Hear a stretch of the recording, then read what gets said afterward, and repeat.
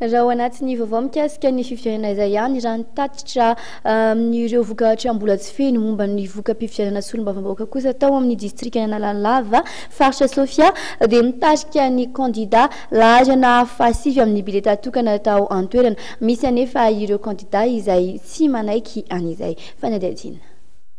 Ny totaly 4.7 ireo kandida niady ny toeran'ny solombavam-bahoaka tao amin'ny distrikan'Analalava faritra Sofia nandritra ny fifidianana solombavam-bahoaka afarany teo.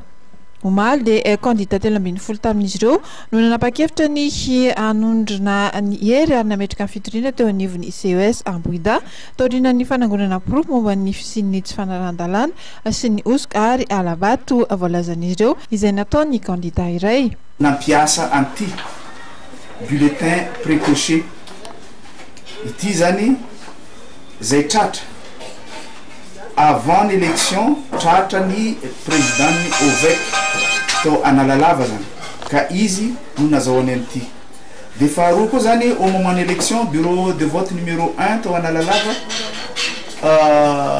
nahatratrarana ihany koa ohatran'ity le izy fa 5 le lavitondro no mipetraka tam'le izy.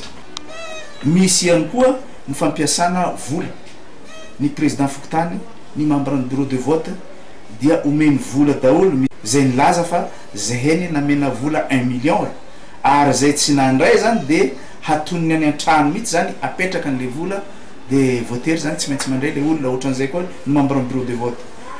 Aloha mandritra ireo rina fifidianana dia nahitana osika avokoa izy ireo ampahany an'ireo voalaza ireo satria dia mitotaly 2.7 ny profo angony nentina namolavolana ny fitoriana ary nitondrana fanazavana tamin'ny papalam-baovao.